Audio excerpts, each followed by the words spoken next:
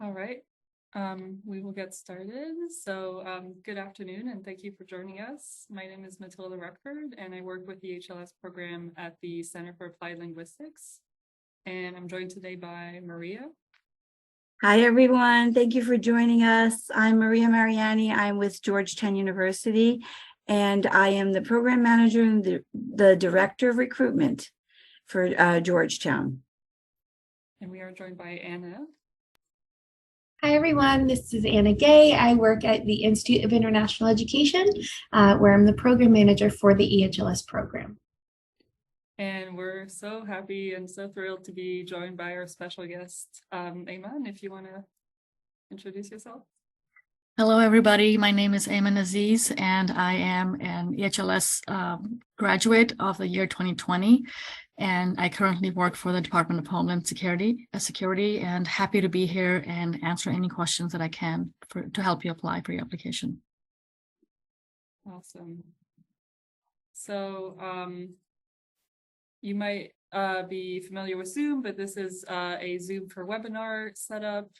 So it's a little different in the sense that you can't unmute yourself or put your own video on, but you can use the Q&A icon, which should be at the bottom of your screen, to type in any questions at any time. And you're also able to do the raised hand icon, and we definitely hope to have enough time throughout this whole webinar to take the time, and we would call on you and we would allow you to unmute yourself, and then you could ask your question live. Great. So today we're going to talk about the English for Heritage Language Speakers program, and then we will be there to take all your questions. So I'll leave it for Maria to do a quick overview. Okay, thank you. So let me do a quick overview of the EHLS program. What is EHLS? EHLS is a scholarship program with a focus on professional English communication skills and career skills. The program trains advanced speakers of English to be effective communicators and strong candidates for federal jobs. It's hosted by Georgetown University in Washington, D.C. Every scholar admitted to the program receives a full scholarship funded by the federal government. The program is 8 months in length. The first 6 months are full-time on the Georgetown University downtown campus. The final 2 months are part-time, conducted online.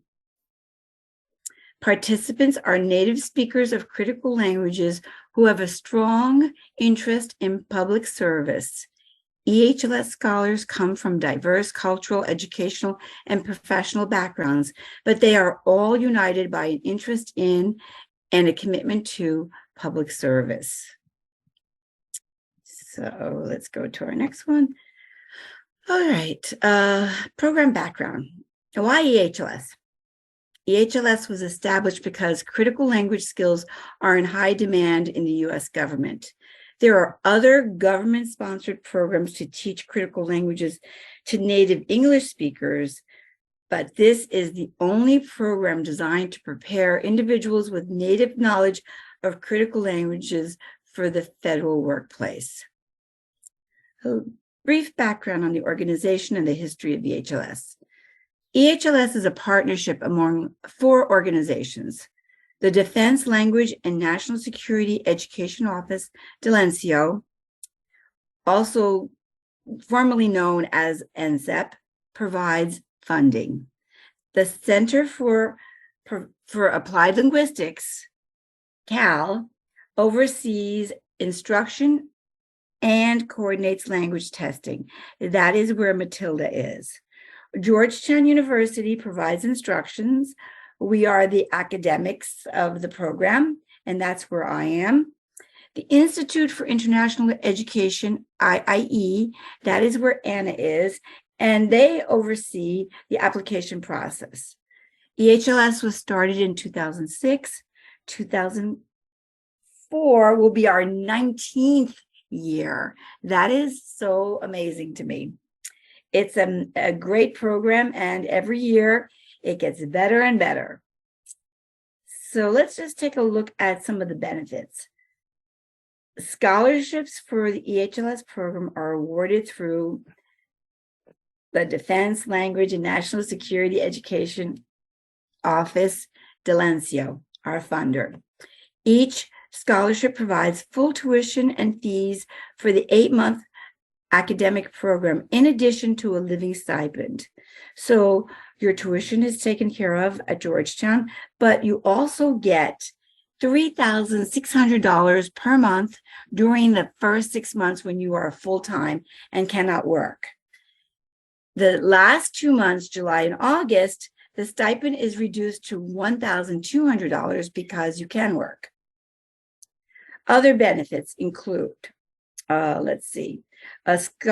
scholars moving from outside of Washington, D.C., metro area, DELANCIO can reimburse relocation costs up to $1,000, but you should keep all of your receipts because that would be the only way that you could get reimbursed.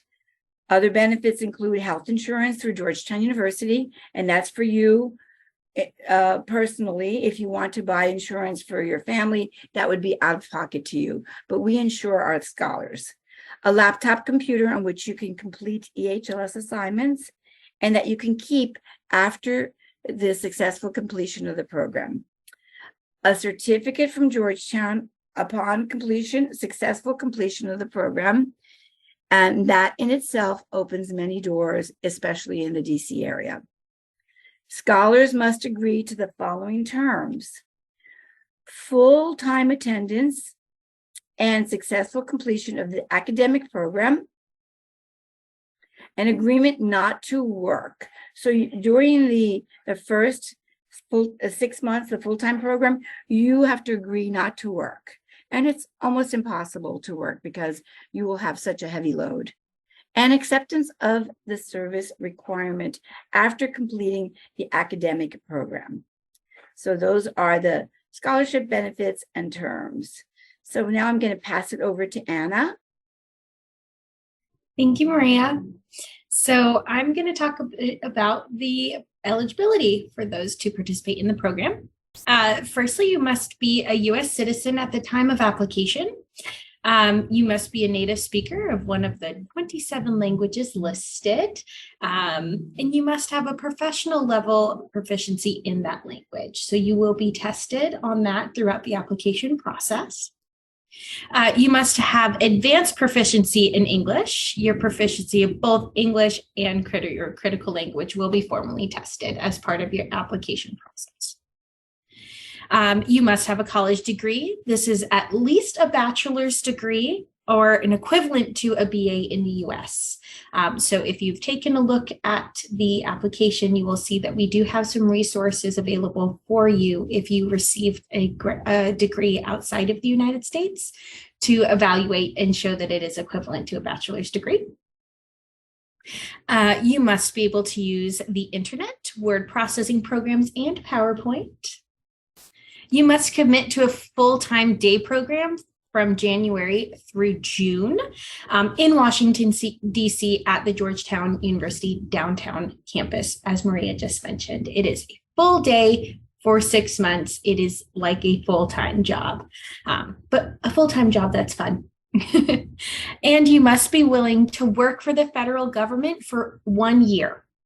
In a position with national security responsibilities, it will be your responsibility to find that position. We'll move on to the important dates.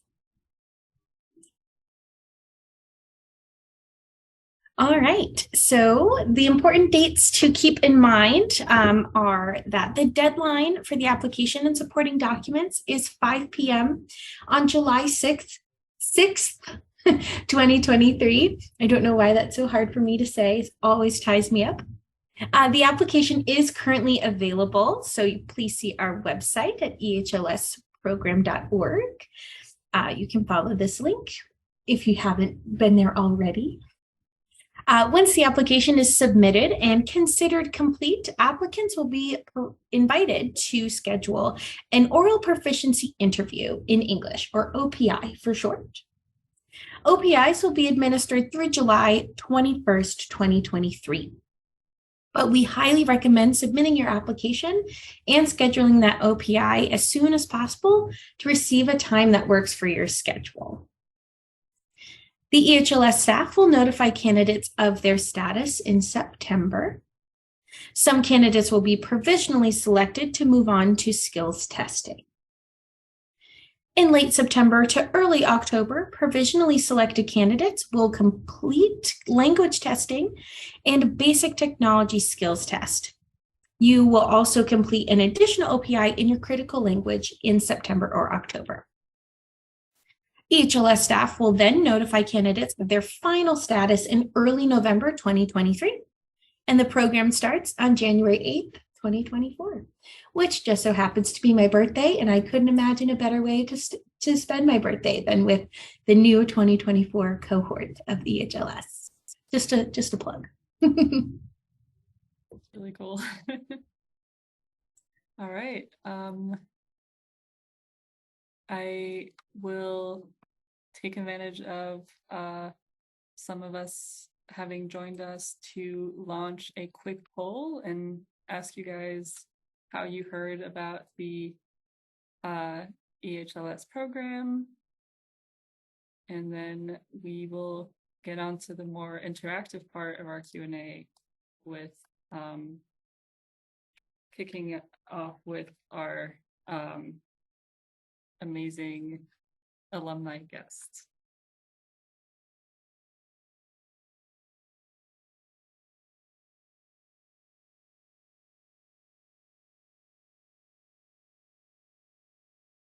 All right. Thank you so much for that. Here's the results. So quite a bit of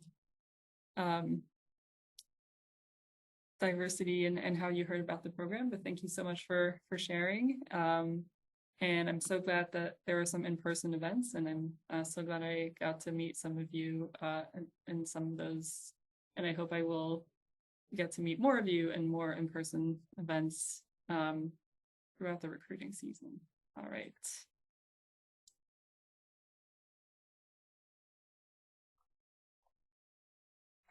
So, quick introduction of this next section of our Q&A. So we were joined by Iman, who is a 2020 scholar for EHLS and is now an analyst at the Department of Homeland Security. Iman, can you tell us a little bit about yourself and your career path? Thank you, Matilda, and advance happy birthday, Anna, for January 8th. First, I'm very honored to be here and thank the EHLS program for inviting me.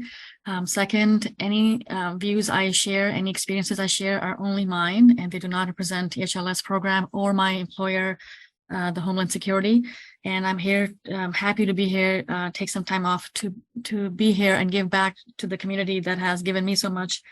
I would like to start with my background. I'm originally from Pakistan, and I came here as an adult, and I have just recently celebrated my 21 years in the U.S. And I joined the EHLS program in 2020, as Matilda mentioned. It was right before the pandemic began in January, and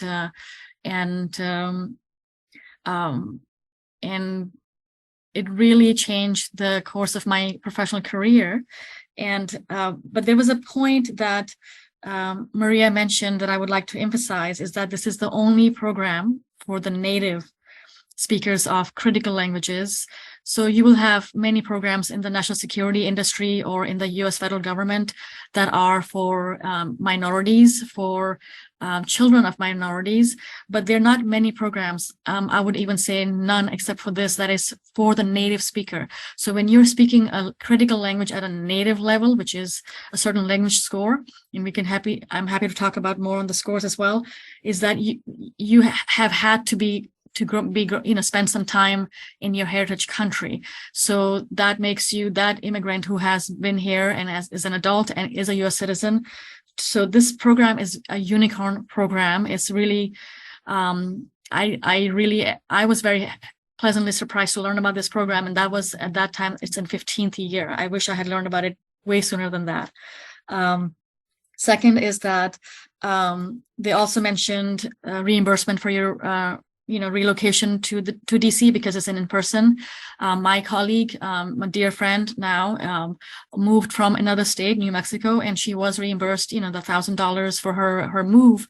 So these things are they do really actually happen. This is the most cohesive and hardworking team you will likely ever meet, if definitely one of the most cohesive teams.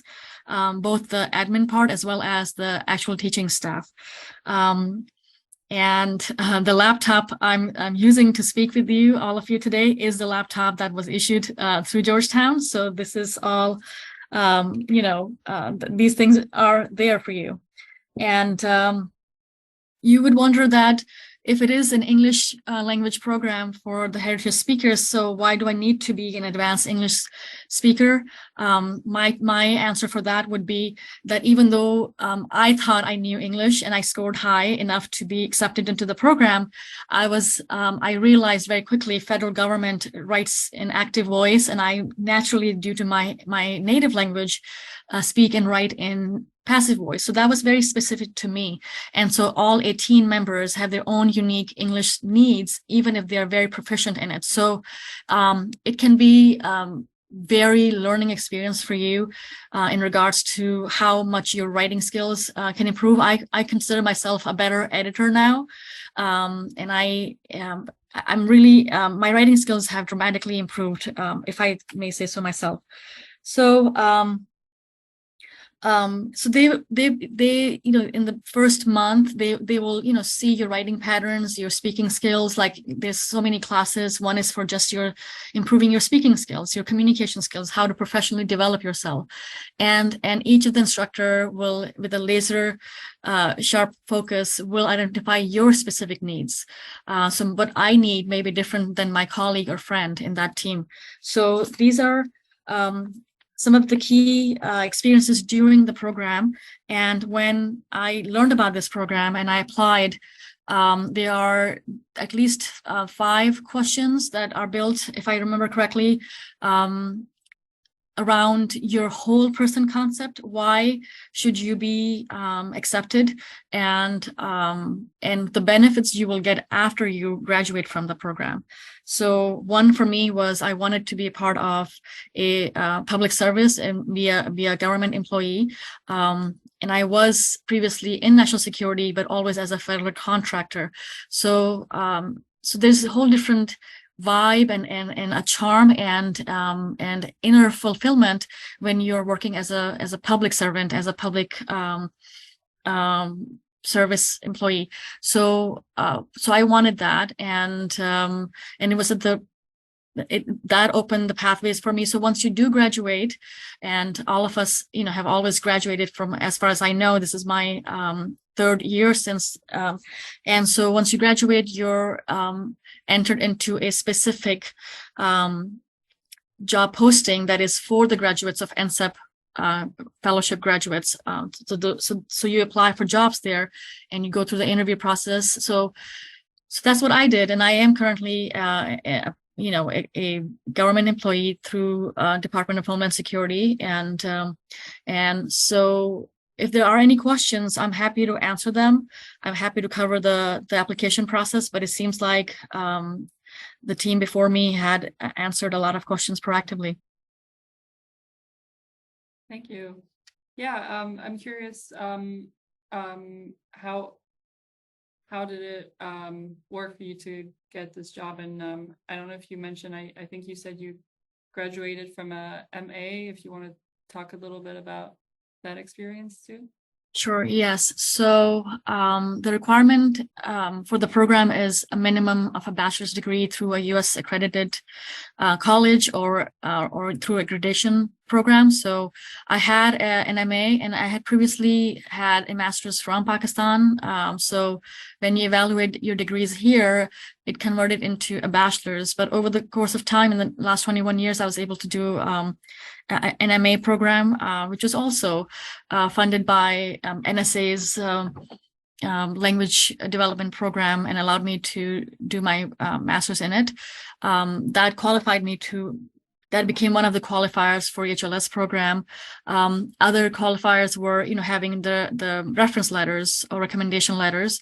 And although the requirement were 2, I remember sitting down, this was pre-COVID, so sitting down with Maria in 2019, she was giving out this whole session in person in Rockville, Maryland. And so she mentioned, although the requirements are 2, it's better to have 3.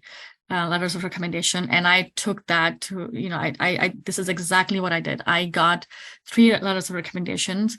And so it's good to have the people you have a good working relationship with. You have somebody who can vouch for you. So that really helped me, obviously. And how, what have you done that can help you, convince the person who's reading the panel who's reading your application, what helps you stand out. So what else have you done outside of work? Have you done volunteer work, or in any capacity you have done language work? It's good to know the critical language, but how have you put it to work if possible, although it may not be the requirement. Since graduation, I have, we go to that job posting, the job listing website, and we get emails for that as well. So we started applying for the positions, and you have the certificate, watching for you that you are a graduate of NCEP program, NCEP fellowship or EHLS program. And you look for positions that are suitable to you based on your background, your professional and academic history. And if it matches to you overall, you apply for those. And it is competitive because you have, although it is almost like a backdoor to U.S. government. And if you're like me, you go to USA Jobs, you know how competitive it is. If you don't have any leverage, for instance, if you're not prior military, you won't have those points. If you're not prior, let's say the Peace Corps program member, you won't have those points. So this gives folks like us who want to be part of the US government, who want to have a steady career where you have automatic promotions, you have automatic raises. You don't have to worry about job insecurity in current market. You don't have to worry about asking for raises. This is all automatic. You have recently in my agency, they increased your tuition reimbursement by at least $1,000. So now you have $5,300 a year to pursue your academic choices, if you like. So there are, I know friends, and I plan to go back to, academia, and you can use those hours to, and there are specific programs in my agency, there's specific programs where you can go full time after meeting the 1 or 2 years of working requirement, and you can go to a full-fledged MA program, by the Homeland Security free of cost while getting paid for your full-time pay anyway. I applied for positions that were relevant to me and based on my what I offered, and then you have plenty of opportunities to still reach out to your academic staff even after you graduate to practice your interview skills, practice what you can do for this interview should you get an interview option. So I had a DIA internship offer that was specific to NCEP graduates. So I applied for it, and you go through multiple sessions of making the cut, and a battery of tests, and all of those are involved.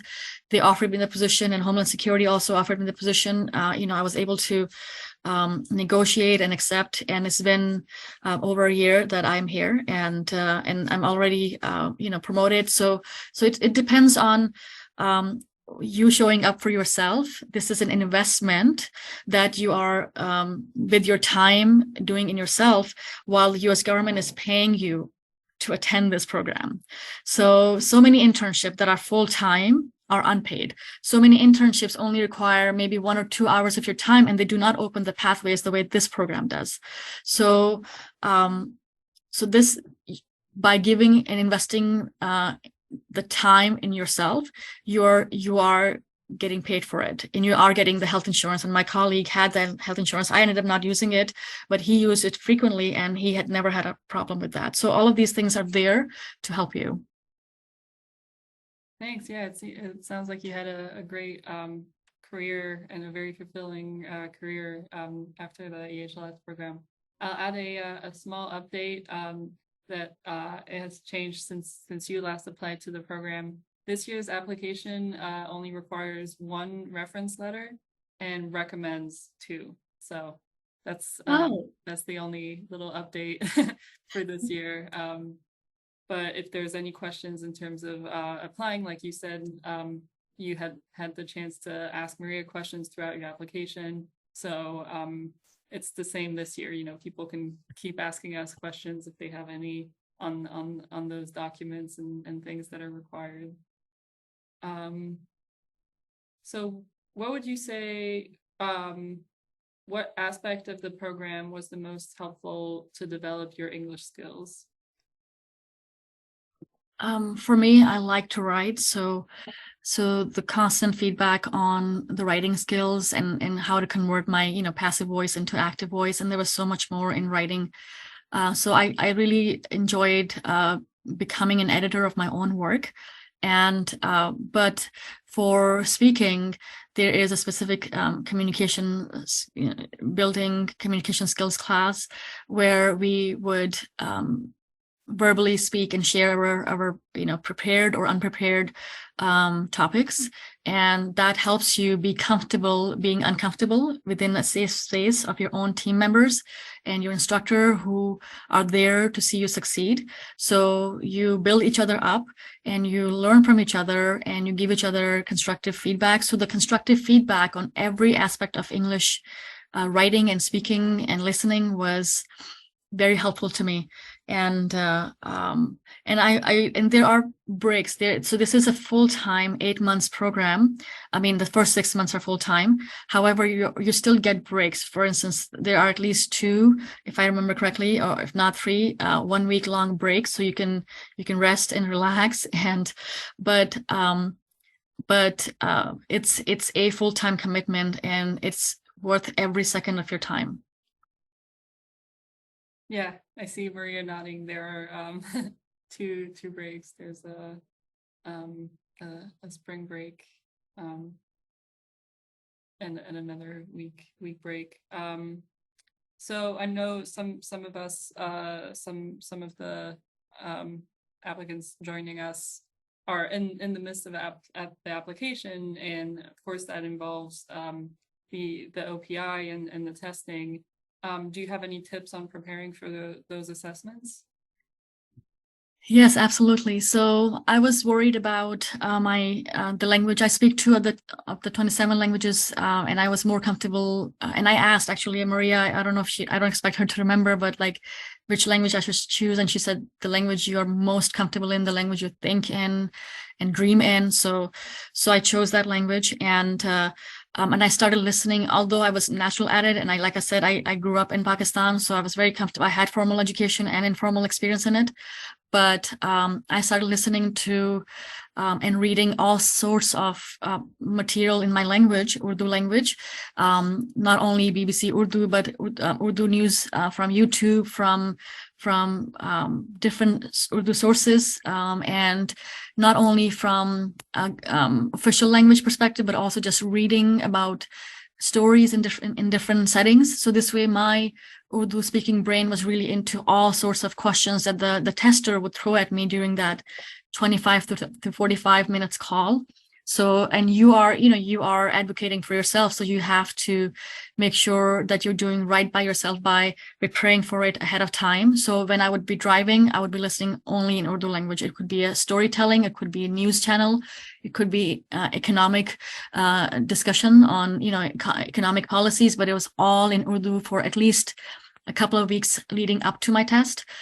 So this way I'm setting up myself for success by preparing for it, right? So this is not something I would just wing it, because I've had colleagues in the past who would say, I'm a native, I don't need to prepare for it. But that sort of overconfidence can be the hurdle that you create for yourself. So do, as much as you're confident in your language, it's important to prepare for it. Same thing with English. You may think that, and you likely are proficient and excellent in English, but it's imperative to prepare for your testing, English language testing, and get your the narratives that you write, the questions that you answer. It's important to have them checked, edited over and over. And there's a trick that actually I'm surprised that a lot of it came from Maria for me, that she said, as long as you don't hit submit on your application, you can go back. And I don't know if that has changed, but I could go back into my platform, right? So, and I could go make changes in it. So sometimes, so I also took that advice. And so I did not hit submit. And until, it was when I was sure that I needed to, well before the deadline. So I would go back. I said, oh, I should have added that. I should have reworded it this way. So don't think that your first draft or the third draft is the final draft. You will continue. You would want to continue improving your application package. Does that answer? Yeah, that's a great tip. That's awesome. Yeah. So I'm glad we're getting questions as well for you, Iman, in the Q&A box. And folks, feel free to also raise your hand and we can unmute you and you can ask your question live. But I have here this question for you from Patricia. So how long did it take you to finally get in your current position with the Department of Homeland Security after graduating with the EHLS program? Patricia, that's a good question. And as I said at the beginning of my part, that any experience that I share is specifically mine, and it does not speak for any other graduate of the program or the program itself or my employer. So one of that would be that when you apply for any of the positions, one of the criteria may or may not be your background investigation. And that may be very unique based on your life alone. So if you have traveled a lot, for instance, so they will want to verify that, right? So because you're working for a government position and it may or may not be a sensitive position. So my job took, since my interview process and all of that was very unique to me. So when I give you a number, remember that may or may not be your experience. You may get it a lot sooner or a lot later than that. But the requirement fulfillment timeline is very generous by EHLS. So you don't have to worry about graduating and starting your career immediately. So in my case, I applied and got the interview. So from interview date to getting interviewed again and getting the offer and filling out the form, it was, in my case, A to Z, a total of 12 to 15 months, if I recall correctly. But I was able to find a job interim that was not the permanent position, but as an analyst working here and there, like for a think tank and stuff like that. And this is, which brings me to, once I graduated, I was able to create a private LinkedIn group for all the graduates of the program who were either incumbent current members or have graduated like I had. And we would share job listings that were not shared by NSEP, meaning they were non-governmental positions. So for us to keep us busy, to apply for those positions, sharpen our skills, writing skills, speaking skills, and working in the wide universe of national security. So your experience, and I also know of folks firsthand who were able to get their job and start date because their jobs were not sensitive positions. So they were unclassified positions. So they were able to start within 2 months of applying. So it really depends on what position you have applied for and your own full person background. And you have 3 years upon graduation to land this position. And should you have a problem with that, you could always ask the funder for an extension. And that would be case by case. But you have 3 years upon graduation. That's a long time. Most people get their jobs and they're done with that.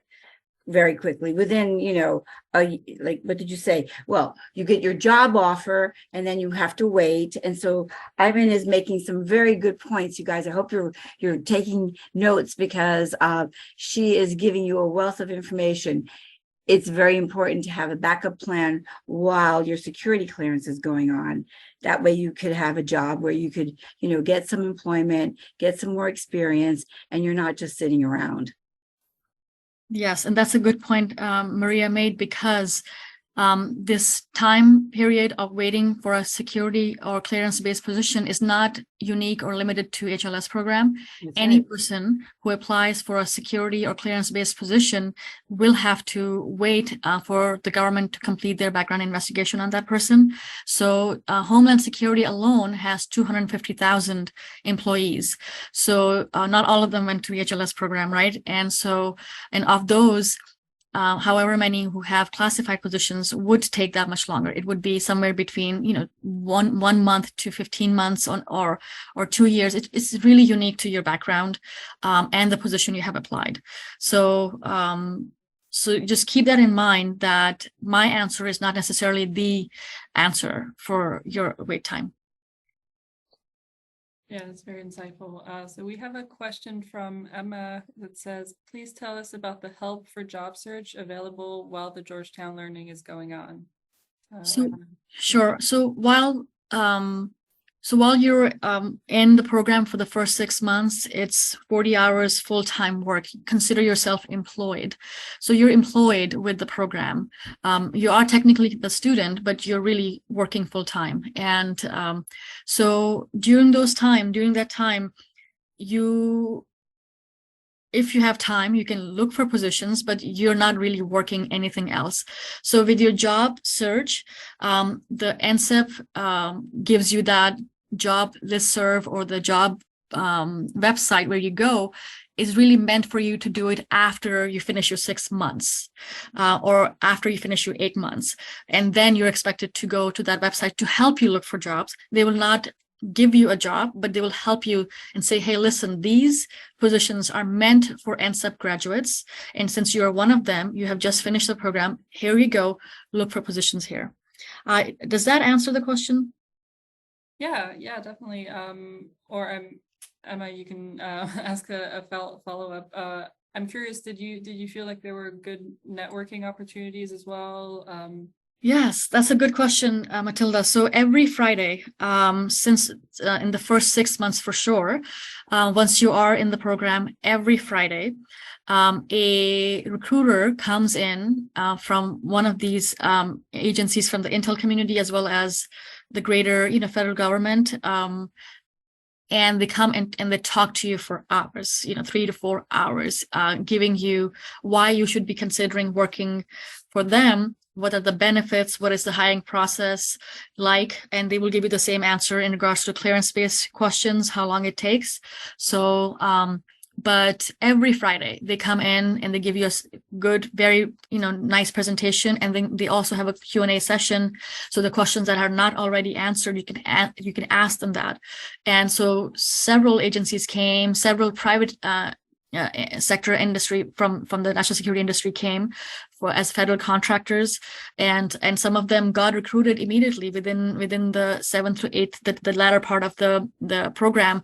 Some of my colleagues were already working for them, and one of my colleagues was already part of Homeland Security. Like I said, she was in an unclassed position, and she's already been promoted since. And remember, though, you cannot work during the first 6 months. So I think Iman's talking about the July and August. Sure, Yes. you could start working. Yes, absolutely. You cannot. You sign the paper that says you will not be working during the 6 months, and you will see it is a full-time job itself. And so I see a question here. Is it from 8 a.m. to 4 p.m. Monday to Friday? As a married man, will I have some time to take care of my family while studying? Not during those 8 hours. And so imagine when you're at work, and if it's in-person work, you're not taking care of family matters unless it's an emergency, right? So consider this a full-time employment during those first 6 months. And so you're working for the US government in a way while you're getting paid to be investing in yourself, really. So so I remember, and I whichever of, I hope, you guys get into the program, are accepted into the program. I remember the first week, all of the instructors said one thing over and over: time management. You will have to manage your time proactively, have a backup plan to take care of your family, what you will do. So of 18 folks in my cohort, half of them were married, and or married with kids, or single parents.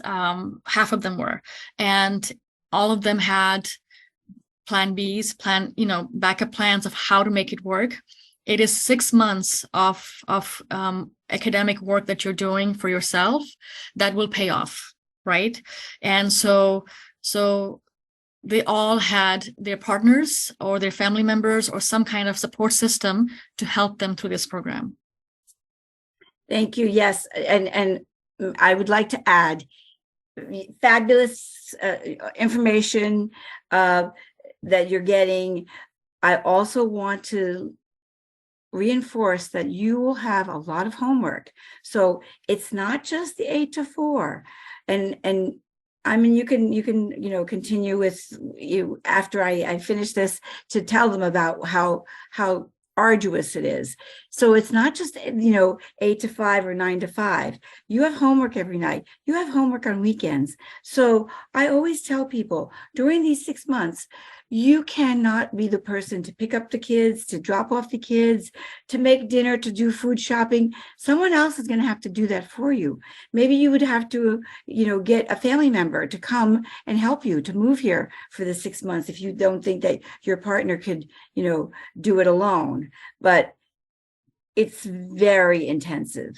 Yes, Maria, to second what Maria said, it is a 6 months of your time that is going to be very intensive, very demanding, and you will be better for it. Remember the prize, right? Eyes on the prize. So it will be tough, but also remember that it's a very selective program. So every year the number of applicants is different. The year we applied, I did the calculation that the acceptance rate was, I think, 7%. So when you are chosen for this program, there's a lot of trust placed in you because a lot of other people have applied for that program as well. Somewhere on average, and this is just me making the number up, I recall the year I applied, it was around 280 people had applied, and only 18 were chosen. And subsequently, and before that, there were times when 300 people applied, 350 people applied. So when you are applying for this program and are accepted, then this is an investment you're expected and you're signing up to do because how selective this program is. Yeah, that's a very good point. And those are definitely the right numbers of number of applicants and how many we select. I think we have a question from Patricia about where you lived or how did you commute during the program? So there is a question about housing as well that I may have been answered, but I'll just quickly cover it. So the program is in downtown DC, Georgetown downtown in Washington, DC. I live in the suburbs, not really suburbs, but metropolis. So this is my dedication until COVID hit. I would take the train from near my home. So I would park my car, hop onto the train, and take the train and then take on the metro that is in DC for the non-DC folks, and then show up. So door to door, my commute in a day was 3 hours. 90 minutes each way. And I did that Monday to Friday for the first 3 months until COVID hit. So, and the folks before and after us who were able to do it in person, that's what they did if they were as far as I was. Some folks lived 20 minutes away. Some lived 30 minutes away. Some drove because there was no public transit option.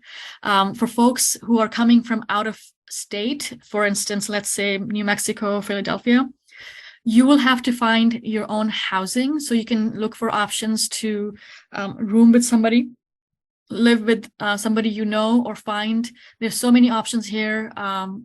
Verify where you're staying, or you can just rent an apartment. You will have to cover that. That is why the government is paying you for that, right? So you get paid every month. So that is called living stipend. That is as a student for you to survive and pay for your meal and for your housing, right? So that minimum income that you're getting is you're literally getting paid to invest in yourself. And about question, yeah, so that was my commute. So I answered that question. How much of your critical language do you use during the program? So there's a capstone project, and each of the 18 scholars are assigned a topic based on different, sent by the questions, or the topics are sent by different federal agencies. And you almost write a thesis on it, so to say. And for your topic, you're supposed to conduct research not only in English, but also in your heritage country or your birth country. Let's say in my case, it was Pakistan. So I used my Urdu language skills to discover and research that topic in that language, and then incorporate that as my references in my paper. So I would say good 25% for sure. But that's just me speaking on my own experience. Yeah. I remember having an in-person event, and a question came up about that project. How much do you end up writing, or how much is that? So so the program is divided into 3 to 4 semesters. Maria, am I right? Is it called semester?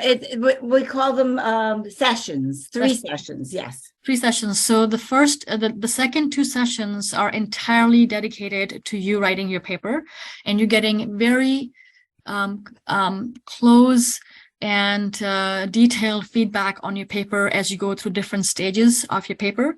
So at a certain timeline, you're supposed to be at a certain level in your paper and in your research. So when the first session is close to being over, that's when you get your topic. And it's such an honor to have federal agencies be interested enough to say, we want to give you a topic to work on. And one of my colleagues who will be in the next or one of the next week's panelists like myself, she received a topic from her agency, and they liked her work so much, they offered her a position after her paper was, done. So in some cases, you will have situations like these. And in my case, my agency has offered, and my colleague my colleague is also a 2014 graduate. So she is giving back by giving out a topic for the last 2 years, and the current scholars, one of the current scholars has accepted the topic, and they are currently working on their paper because now they're in the second session. So it is so nice to be able to give back like that. Yeah. I'm curious how much of your critical language skills you've used after the program in your career. So each position is different, right? There's so many options once you graduate. There are a myriad of positions on the NSEP job board that you apply for. And if you're accepted, it really depends on your background, right? So I have used my language skills not as much, and that is entirely okay because I'm still doing analytical work and it's still part of the national security. So the requirement is, in a broader spectrum, you're part of the national security in any way. So I am doing that, and it's still very busy work. And so you will learn that you don't always have to be 100% using your language. You can be using 10% of the time, 25. My colleague, like I mentioned, who's 2014 graduate, she is using her language maybe 20 to 30% of the time because of the nature of her job. So this is something very unique to the position you apply for, and if you're accepted for it. Another thing I would quickly like to add is that the alumni that exist after you graduate. So we are there to help you with any questions you may have after you graduate, right? So you have a support system in us. After I graduated, I created this group of like a picnic sort of thing, because like I said, it was 2020 year, so we couldn't have the proper celebrations that you will have when you are in the program when you graduate. So we did a picnic, and we created this small support system for each other, and that has been really nice to be able to talk to people across the different years, hear their experiences in real time in a more informal setting, more organically. They show up for you in those picnics.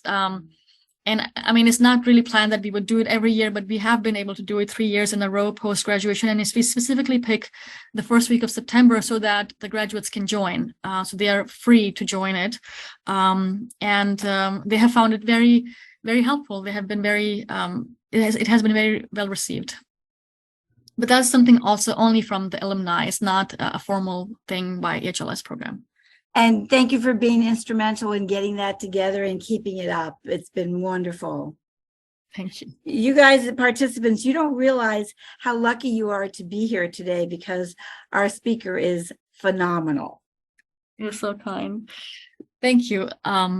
I just feel enormously grateful for this program because of the path it opened for me, the job security that I did not have working in a federal contracting world.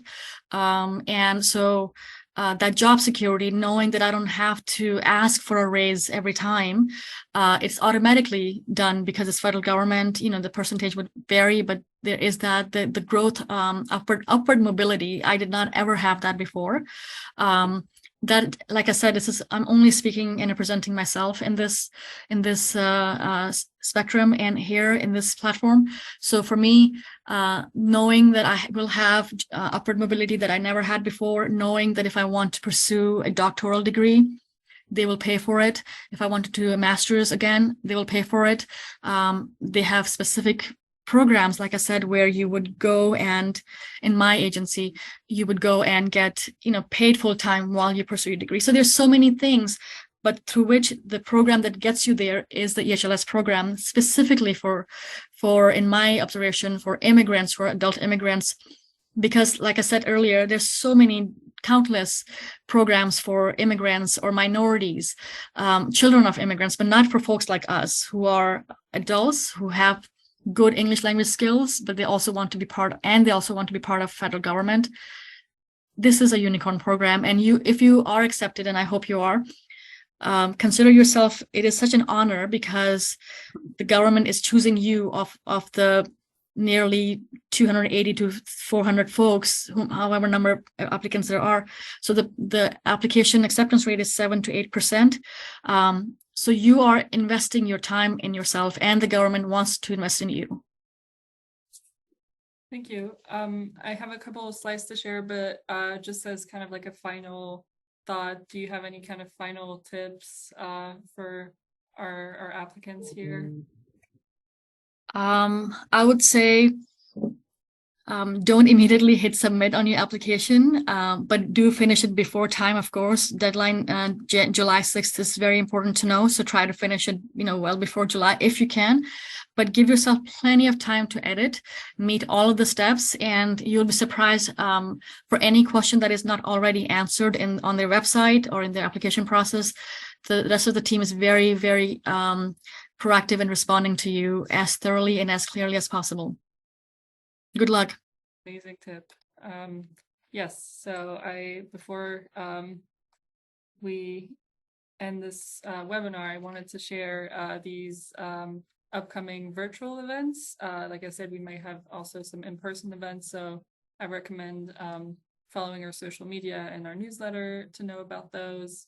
But we have these scheduled virtual events. So we have those similar Q&A sessions with special guests. If you've enjoyed this wonderful insight from Iman, I'm sure you'll enjoy our other guests. We also have alumni, but we have also an instructor of the program who will join as a special guest on the 26th of April. And then these webinars that I've highlighted are kind of the trifecta of webinars. They're the three. You've got it all covered if you attend all of those. And there's also recordings of those on our website. But I really recommend attending those to really know everything. I think the more you know about the program, the better you can apply to it as well.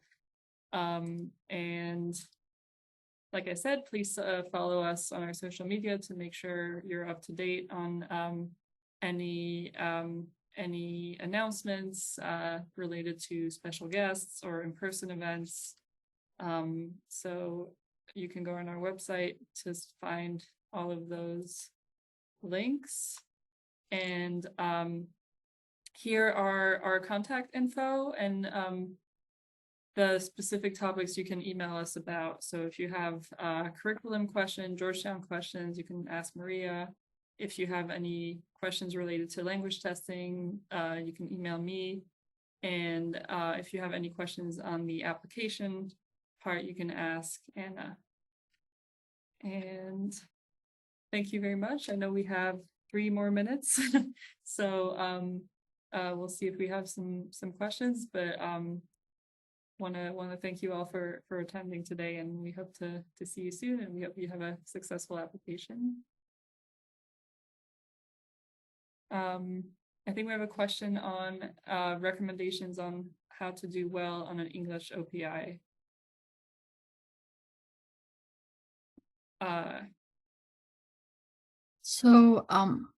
Yeah. You want me to answer, Matilda? Yes, please. Yeah. So so for the English OPI, Patricia, the questions gradually become the tester evaluates your skills, language skills, and then they will build from there. So they will scaffold. It's called scaffolding, where they will take where your English is, and then if they think that you can do, there's more to see if you can do more, you can do better. So they will ask you more questions, and they will gradually get more difficult in regards to your English language testing. So prepare, like I said, read a lot, speak a lot, listen a lot in English, so you can express yourself as the difficulty of English questions get higher. So it's not about right or wrong answer. It's about how well you're able to continue speaking and deliver a thought that is clear to your audience. So that's what I would do, is that just make that environment 24/7 around you.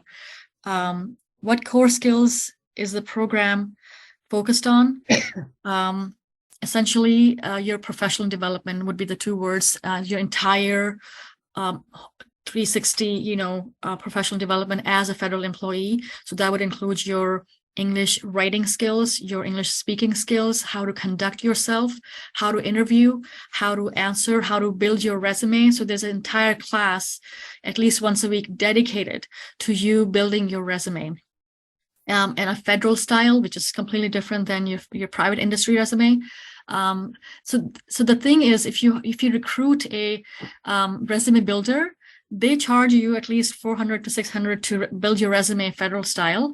Here, you're getting paid to be in a class that they do it for you for free. Like, it cannot get better than this. So they bring recruiters from different agencies to help you ask them questions, to help you see choices that there are, So this is a unicorn program, and I'm happy that I was able to be part of it, and I was accepted, and I have immense gratitude for this program. So if there are any questions that are not answered, please feel free to ask Matilda, and I'm happy to answer them through her. Awesome, great. We hit the 3 p.m. mark, and we want to be respectful of your time. So thank you so much for joining us, and we hope. It was fantastic. You did a fantastic job. I will tell everyone. back at the ranch. Thank you, Maria. I gotta go, and happy to be in touch. Yes. Thank you for your time. Absolutely. Bye. Bye, everyone.